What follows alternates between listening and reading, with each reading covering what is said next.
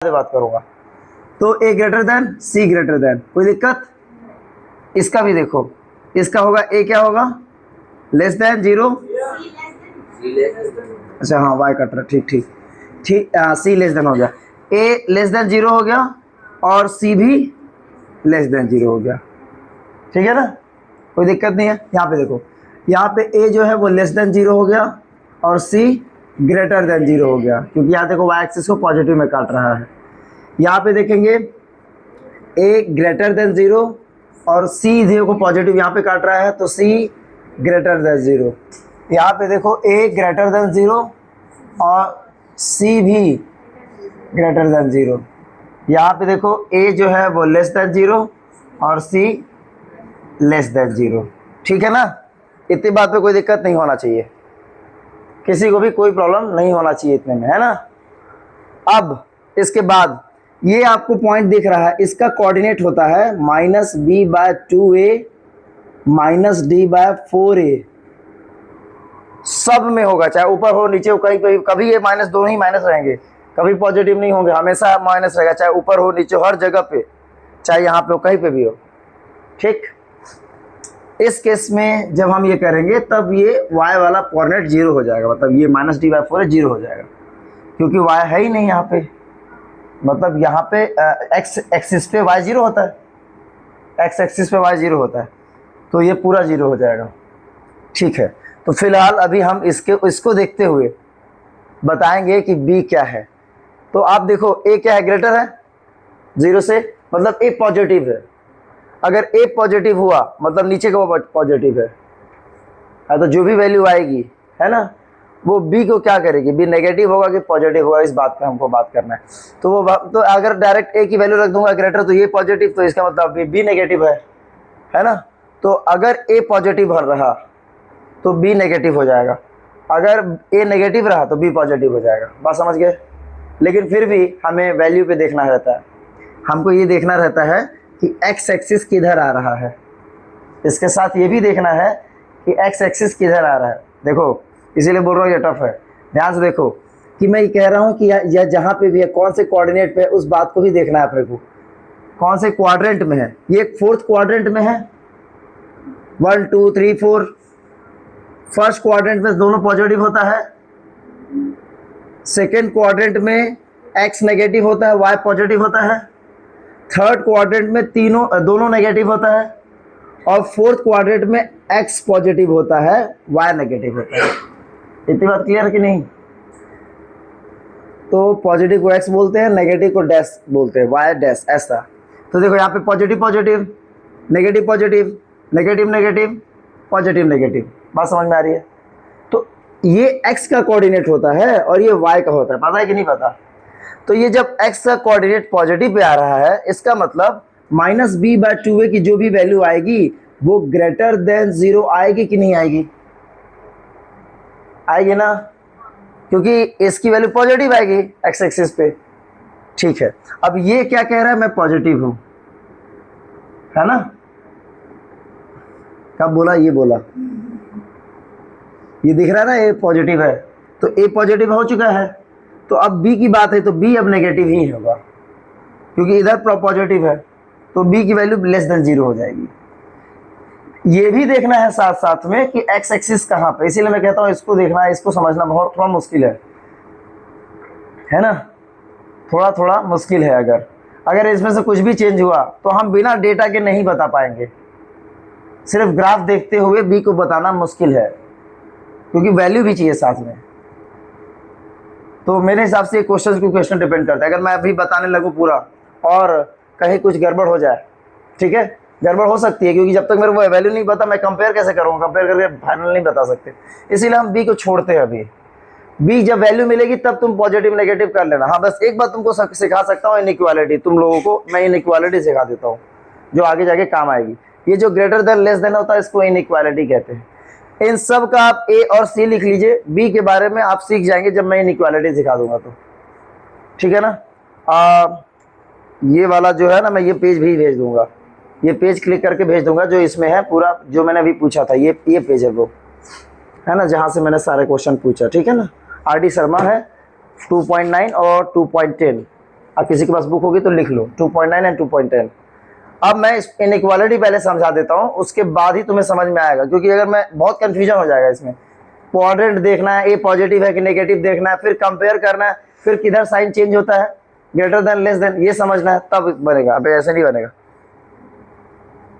Erase कर। तो हम हमेशा यही देखे हैं कि इक्वेशन इस तरह इक्वेशन रहता है 2x + 3 और मान लो 5 ऐसा लिखा हुआ है, और हम हमेशा इक्वल टू देखते हैं। हमारा मतलब आदत हो गया इक्वल टू देखने का, और जैसे ही इक्वल टू हट के अगर लेस देन या ग्रेटर देन हो गया, हमको पता नहीं क्या दिक्कत होने लगती है कि कैसे सॉल्व होगा, या कब ये इधर चला जाएगा, कब ये बड़ा हो जाएगा, कब ये छोटा हो जाएगा, हमें बहुत दिक्कत होती है इस सब में। तो देखो, जब ये इक्वल का साइन रहता है तब तुम जो सॉल्व करते हो, ये सॉल्व करने का तरीका ही हम गलत यूज़ कर रहे हैं शुरू से ही। मैं भी ऐसे ही सिखाता हूँ, सारे टीचर्स ऐसे सिखा रहे हैं, लेकिन इनइक्वालिटी तभी समझ में आएगी जब इक्वेशन सॉल्व करने का तरीका सही होगा।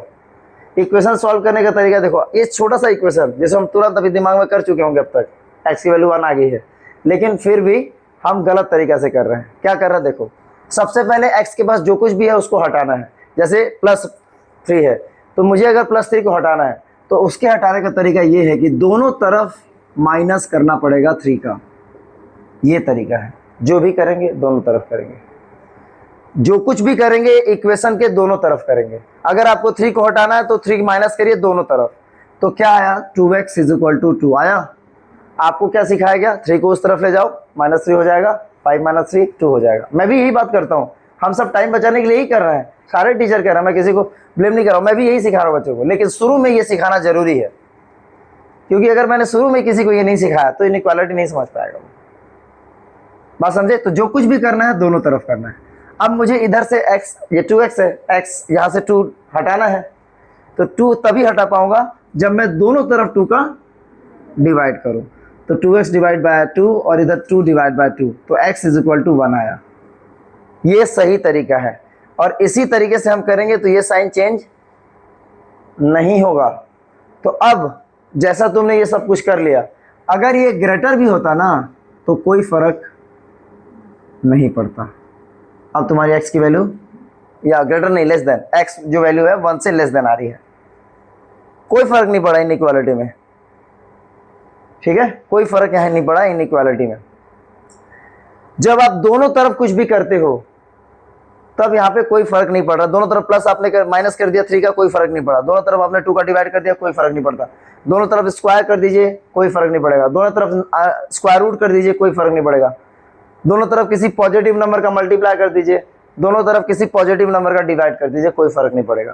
फर्क कहाँ पड़ेगा ये आपको समझना है, कब ये साइन चेंज होगा, है ना, कब ये साइन चेंज होगा ये समझना है। तो इसको मैं समझाने का सबसे बेस्ट तरीका है डायरेक्ट नंबर लो। जैसे देखो, एक लिखा हुआ है यहाँ पे 50 और यहाँ लिखा है 70, और हमें पता है 50 कम है, 70 ज़्यादा है। अगर मैं दोनों तरफ 2 ऐड करता हूँ, मतलब दोनों तरफ किसी भी नंबर को ऐड करता हूँ, तो ये 70 से 72 हो जाएगा, 50 से 52 हो जाएगा। अभी भी 72 ग्रेटर है। इसका मतलब ये हुआ कि इसका साइन किसी भी पॉजिटिव नंबर को ऐड करने पर नहीं बदलता, है ना। और अगर मैं 2 प्लस करने की बजाय 2 माइनस कर दूं, ये प्लस है ये माइनस, ये प्लस है ये माइनस करना है, तो इस तरफ हो जाएगा 48, इस तरफ हो जाएगा 68। अभी भी 68 ही ग्रेटर है। मतलब ये हुआ कि इनइक्वालिटी इक्वेशन में यही चीज़ सारे इक्वेशंस पे भी लागू होगी। किसी भी इक्वेशंस पे कोई भी नंबर दोनों तरफ ऐड करने पर, दोनों तरफ माइनस करने पर, ये साइन कभी चेंज नहीं होता है। क्लियर है ये बात? अब उसके आगे सुनते चलो, हम सारे ऑपरेशंस करेंगे। अभी पॉजिटिव नेगेटिव हुआ है, दोनों तरफ किसी पॉजिटिव नंबर का जब मल्टीप्लाई करेंगे तो ये 100 हो जाएगा और ये 140 हो जाएगा। अभी भी ये बड़ा ही है, अभी भी ग्रेटर ही है। दोनों तरफ जब हम किसी पॉजिटिव नंबर का डिवीजन करेंगे तभी भी ये बड़ा ही है। मतलब ये तो चेंज हो ही नहीं रहा है, तो फिर क्या मतलब है? चेंज होगा, बता रहा हूँ कब।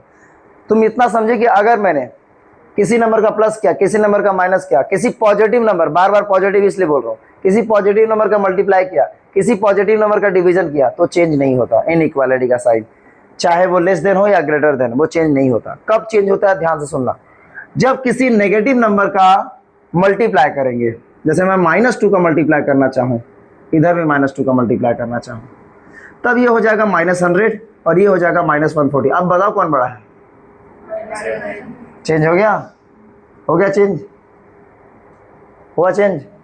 एक ये तरीका है चेंज करने का। इसको एक और तरीका है, जब तुम माइनस नंबर का डिवीजन लगा दो। अभी तो ऐसा था, तो जब इसको आगे सॉल्व करेंगे तो ये दिख रहा है -25 और ये दिख रहा है -35, कौन बड़ा? फिर चेंज हुआ। तो इनइक्वालिटी का साइन दो ही केस में चेंज हो जाता है, जब माइनस नंबर का मल्टीप्लाई और माइनस नंबर का मल्टीप्लाई होता है और माइनस नंबर का डिवीजन होता है। तो ये लाइन आप लिख लीजिए कहीं पे, ये एक सेंटेंस लिखिए, मैं बोल रहा हूं आप लिखिए, उसको लिखिए, साइन ऑफ इनइक्वालिटी, चाहे वो ग्रेटर हो या लेस हो, साइन ऑफ इनइक्वालिटी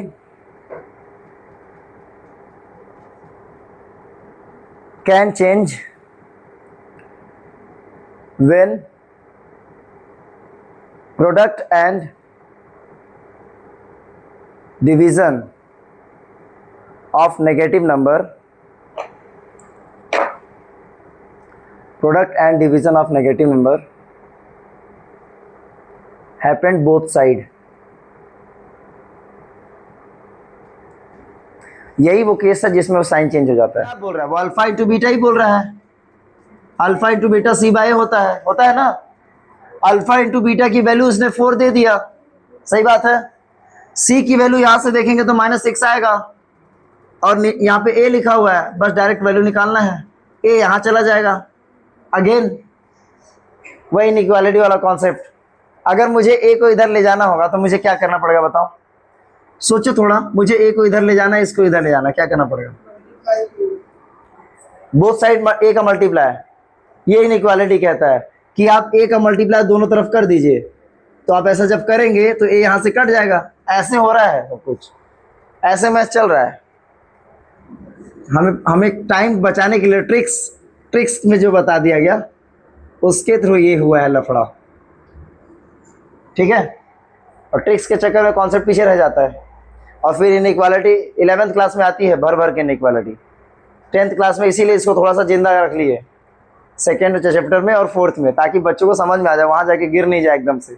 गैप बढ़ जाएगा ना 10th और 11th के कॉन्सेप्ट का, वो चाह रहा है कि गैप फिल हो जाए थोड़ा। तो ये हमारा आंसर है, बहुत इजी है। Alpha into beta equal to 1 आ जाएगा। और अल्फा इंटू बीटा की वैल्यू क्या है आपको क्या पता है? सी बाय पता है कि नहीं? यहाँ पे सी की वैल्यू क्या दिख रही है? 6a।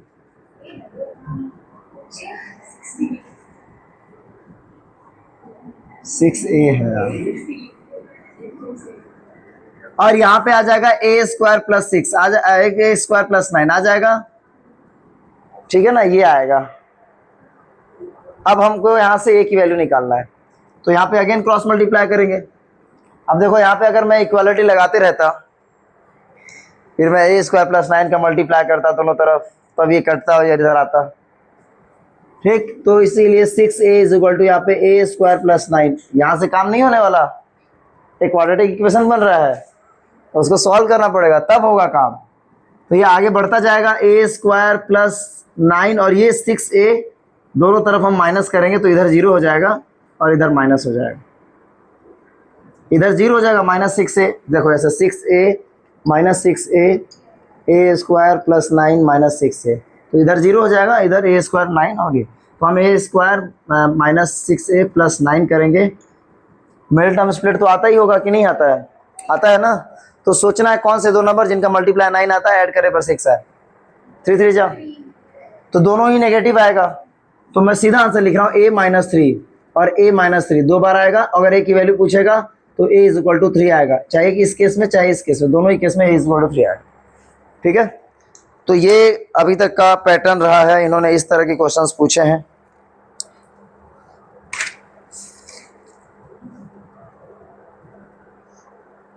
टू 2020 में एक क्वेश्चन है, जल्दी करेंगे। इसका सम ऑफ जीरोस पूछूंगा, इस इक्वेशन का सम ऑफ जीरोस, तो आप कहेंगे सम ऑफ जीरो, इसका जो सम ऑफ जीरो है, सम ऑफ जीरो वो अल्फा प्लस बीटा होगा माइनस बी बाई ए होगा, लेकिन आने वाला इक्वेशन का सम ऑफ जीरोस इसके सम ऑफ जीरोस का उल्टा होगा। हाँ ठीक है ना, इसका प्रोडक्ट ऑफ जीरो भी उसी तरह होगा, alpha into beta equal to c by. Clear है? अगर मुझे अल्फा प्लस बीटा और अल्फा इंटू बीटा रिवर्स वाला मिल गया तो तुरंत इक्वेशन निकाल लूंगा, क्योंकि मेरा इक्वेशन है के x square minus alpha plus beta x और अल्फा इंटू बीटा। इस बार जिस इक्वेशन की वो बात कर रहा है उस इक्वेशन का जो अल्फा और बीटा है वो मैं अल्फा डैश और बीटा डैश ले लेता हूं। क्या ले लेता हूं ताकि कंफ्यूजन नहीं हो। तो मुझे जो चाहिए इक्वेशन, उस इक्वेशन का जीरोज अल्फा डैश और बीटा डैश है। ठीक है ना? अच्छा, इनके बीच में क्या रिलेशन है ये भी बता दे रहा हूं। अगर ये कह रहा है कि मैं अल्फा प्लस बीटा हूं तो मेरा अल्फा डैश बीटा डैश वाला ये कहेगा कि मैं 1 अपॉन अल्फा डैश और बीटा डैश हूं। यही ना हुआ? जो कुछ भी है रिवर्स है। अगर ये कह रहा है कि मैं अल्फा इंटू बीटा हूं तो हमारा वाला जो होगा रिक्वायर्ड वो अल्फा डैश और बीटा डैश रिवर्स वाला होगा। यही बात है, समझ में आ रहा है? बस यहीं से हमको सोचना है कि alpha dash plus beta dash कैसे आएगा।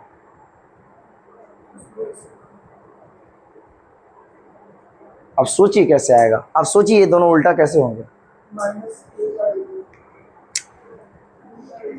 आप इसे उल्टा कर सकते हो ना दोनों तरफ। 1 अपॉन, क्या कह रहा हूं मैं ये कह रहा हूं, ये अगर ऐसा करोगे तो उल्टा हो गया कि नहीं हो गया? Alpha dash plus beta dash alpha plus beta का उल्टा हो जाएगा, और उसी तरह alpha dash beta dash alpha into beta उल्टा हो जाएगा, तब भी आ जाएगा काम। तो क्या मैं यहां से उल्टा कर सकता हूं? इसको दोनों तरफ रिवर्स कर दो, मतलब इसको रिवर्स करूंगा तो आएगा क्या? आएगा 1 अपॉन अल्फा प्लस बीटा आएगा कि नहीं? इसको रिवर्स करूंगा तो ए बाय बी आएगा, और हमेशा माइनस ऊपर ही रहता है, नीचे चला भी गया तो मल्टीप्लाई करके ऊपर ले आओ। स्टैंडर्ड फॉर्म यही है। तो क्या हमको 1 अपॉन अल्फा प्लस बीटा मिल गया? ये जो 1 अपॉन अल्फा प्लस बीटा है यही है alpha dash plus beta dash. यही बोला था ना उसने। समझ में आ रहा कि नहीं आ रहा है? हाँ, कौन बोला? नहीं ऐसा नहीं, माइनस थोड़ी हट जाएगा। उसी तरह आप इसे भी उल्टा करेंगे ना उल्टा, इसे भी रिवर्स करेंगे जैसा बोला गया है कि 1 अपॉन अल्फा और बीटा करूंगा तो सी बाई आएगा ना, आएगा। अच्छा, हमको बोला गया है ये बात कि जो क्वेश्चन आपको निकालना है, जो इक्वेशन निकालना है, उस इक्वेशन का जीरो दिए हुए जीरो का इनवर्स है। तो अगर दिए हुए जीरो का अगर मुझे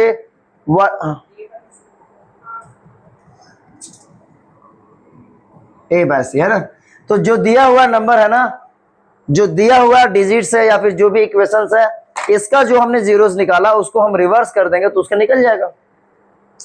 तो अब देखो हमको क्या करना है। अब हमें मिल गया, क्या मिल गया? अल्फा प्लस अल्फा डैश और बीटा डैश मिल गया। आप alpha dash beta dash 1 upon alpha plus beta निकालेंगे, और वो दिया हुआ है 1 upon alpha plus beta minus A by B.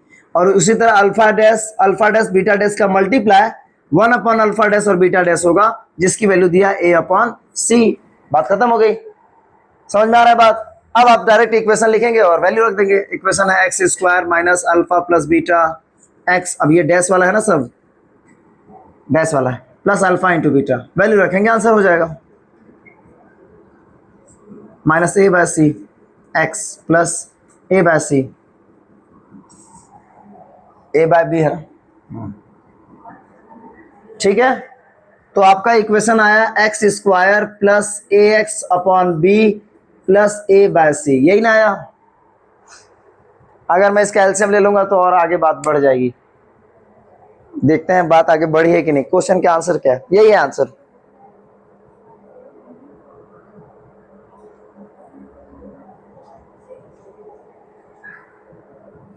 नीचे सी क्यों आ रहा है?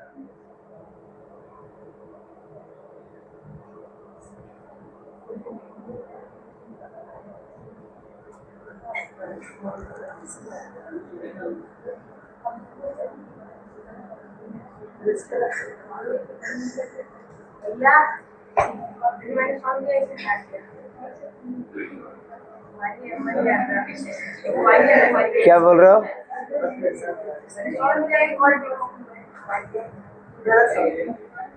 एक मिनट, एक गड़बड़ है, कुछ नहीं आ रहा है हमारा आंसर। हमारे आंसर में लास्ट में सी चाहिए मेरे को। इधर एक गड़बड़ है, देखो गड़बड़ कहाँ आई है। गड़बड़ इसमें प्रोडक्ट में नहीं है, इसमें है, जीरोस में। ये बात देखो ऐसा कह सकते हो, अगर मुझे कोई बोल रहा है कि 2 और +3 को मैं ऐड करता हूं तो 6 आ रहा है। ध्यान सुनना, हमने कहा गड़बड़ किया, ध्यान से सुनना। 2 और तुम्हारा इतना ही आ रहा है आंसर। हाँ देखना भी, 2 और 3 ऐड करे तो 6 आता है। और कोई मुझे बोल रहा है कि अगर आप इसको रिवर्स कर दो 1/2 और 1/3 तो क्या 1/6 आएगा? अरे जो, हाँ ठीक है, 5 आता तो क्या 1/5 आएगा? क्या आएगा 1/5?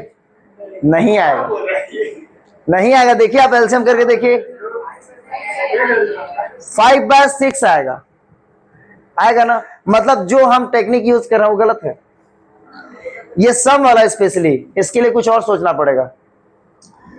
तो प्रोडक्ट तो ठीक है, प्रोडक्ट में कोई दिक्कत नहीं है। अगर कोई बोल रहा है 2 × 3 6 आ रहा है तो 1/2 और 1/3 1/6 आएगा, ये ठीक है, इसमें कोई दिक्कत नहीं है। हाँ इसमें दिक्कत है। दिक्कत क्या है बता रहा है, पहले यहां तक इसको वापस से यहां सॉल्व करना पड़ेगा। तो अल्फा और बीटा का जो सम दिया है -b/a, उसे हम इस तरीके से करेंगे कि 1/α और 1/β रहता। इसी को अगर मैं रिवर्स कर देता तब सम आता, तो ऐसा आता कि α × बीटा, नीचे α × बीटा और ऊपर आता बीटा प्लस अल्फा। चाहे बीटा प्लस अल्फा हो या अल्फा प्लस बीटा हो, बात एक ही है। बात समझ में आ रही कि नहीं आ रही है? हमको बोला था रिवर्स करने को, तो अल्फा प्लस बीटा को ऐड करना है, और रिवर्स करूंगा तो 1/α और 1/बीटा को ऐड करना है ना। तो अब बताओ अल्फा प्लस बीटा की वैल्यू यहां देख के कितना आ रहा है, और अल्फा × बीटा की वैल्यू, तो ए गया कि, अच्छा इसको देख लिया क्या, सी बाय, हाँ ए गया, यहां से ए गया कि नहीं गया, b/c आया, सही है।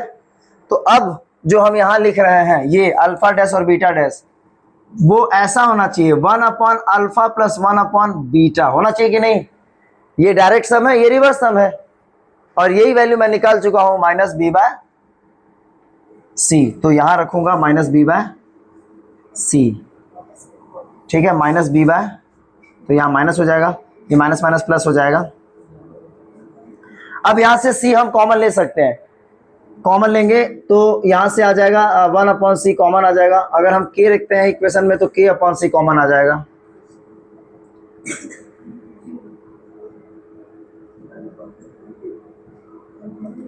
ये हमारा आंसर है, 2020 में आया हुआ है, ये हमारा आंसर है, ठीक है। तो यहां देखिए क्वेश्चन, आपको बस ध्यान से समझना, जो एक बार समझाऊंगा बस ध्यान से सुनना है। ये 24 लिखा है ना, प्रोसीजर हर बार वही रहता है। 24 को आप ब्रेक डाउन करेंगे, फैक्टर निकालेंगे, क्या क्या फैक्टर हो सकते हैं। एक हो सकता है 2 और 12, एक हो सकता है 6 और 4, एक हो सकता है 8 और 3, और कोई हो सकता है 24 और 1 भी हो सकता है। और कोई तरीका, और कोई तरीका है 24 लाने का? नहीं। तो आप देखेंगे कि कौन से फैक्टर में, कौन से फैक्टर में 3 का फैक्टर है, तो 3 का फैक्टर तो इसमें भी है, इसमें भी है, इसमें भी है, इसमें भी, सब में है।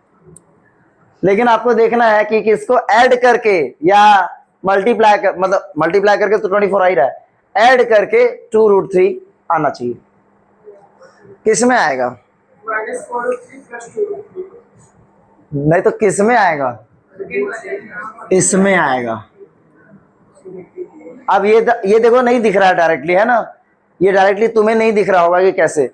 तो इसको हम सॉल्व करने के लिए, इसको सॉल्व करने के लिए इसके फैक्टर को पहले बाहर लेंगे, 4 और 6 को बाहर लेंगे, और इसमें से पहले 3 दिखाएंगे कि हाँ देखो ये है 3, है ना। फिर इस 3 को इसका परिवर्तन कर देंगे धर्म, ये देखो रूट में आ गया, आ गया। अब ये रूट दिखने लगा कि हाँ भाई रूट को, ये 2√2 मुझे माइनस में चाहिए 2√2। अब इसको एक रूट इसको दे दो, मल्टीप्लाई में ही थे, इसके पास रहे या इसके पास रहे, क्या दिक्कत है, मल्टीप्लाई हो रहा था ना। एक √3 इधर गायब हो गया, इधर आ गया। अब बताओ दोनों को ऐड करके 2√3 चाहिए, किधर पॉजिटिव करो किधर नेगेटिव करो, इधर नेगेटिव करो इधर पॉजिटिव करो। अब तुम कहोगे भैया आपको कैसे पता, ये तो अंकित बता दिया 6 और 4 लेना है, मैं तो 2 और 12 भी ले सकता हूँ। लेके देख लेना, नहीं आएगा। जब तुम लेके देखोगे ना तो नहीं आएगा, इसे भी लेके देखोगे तो नहीं आएगा,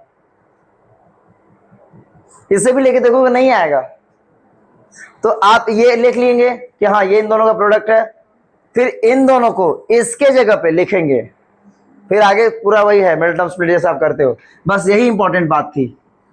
फिर आप एक्स स्क्वायर कॉमन लेना भी एक प्रॉब्लम है, तो यहाँ पे आप लिखेंगे 4√3x लगा के प्लस 2√3x लगा के, और मैं इसको जानबूझ के ब्रेक डाउन करूंगा क्योंकि अभी कॉमन लूंगा तो होगा नहीं। तो यहाँ पे हम कर लेते हैं 2 × 2 × 2 × 3, यही होगा ना। अब यहाँ देखो इनमें से क्या कॉमन दिख रहा है, x कॉमन दिख रहा है, तो x को बाहर निकालो, x - 4√3 लिख दो। अब ध्यान से सुनना, जैसा यहाँ लिखा हुआ है, क्योंकि शुरू वाला कॉमन बहुत आसान हो रहा है, जैसा यहाँ लिखा हुआ है, जैसा यहाँ लिखा है ऐसा ही पहले तुम लिख लो, उसके बाद दिमाग लगाना। जैसा यहाँ लिखा है वैसा ही तुम लिख लो, फिर सोचो कि क्या इसमें मल्टीप्लाई करूं कि 2√3x है। बताओ इसमें क्या मल्टीप्लाई करूं, 2√3x है, 2√3 हो गया। अब आप मल्टीप्लाई करके देख लो, 2√3x आ रहा है। जब तुम 2√3x में 4√3 माइनस कर मल्टीप्लाई करोगे, 2√3 में -4√3 मल्टीप्लाई करोगे तो कितना आएगा, 8 × √3 का मल्टीप्लाई करूंगा तो क्या आएगा 3, मतलब आ गया 24, वही जो बोलना चाह रहा है। अब वो ज्यादा दिमाग नहीं लगाना, जो यहां रखा है वही रख देंगे और पहले वाले को मैच करा देंगे, बस बन गया फैक्टर, हो गया काम। अब सब में से कॉमन निकाल देना। हमको पता है बहुत लोगों को समझ में नहीं आया होगा, क्या करें टाइम कम है, आप कोशिश करिएगा, नहीं आएगा तो कल फिर बता देंगे, ठीक है, टाइम भी नहीं है ना। हाँ बिल्कुल जाओ, ये लास्ट ये 9 तक क्वेश्चन आप लिख लीजिए, ये आप समझ लीजिए और ये पूरा क्वेश्चन आपको करके आना है कल। 4 और मेरे पास पीवाईक्यू क्वेश्चन है जिसे हमें कराना है, और केस बेस्ड स्टडी है, इसका केस बेस्ड स्टडी।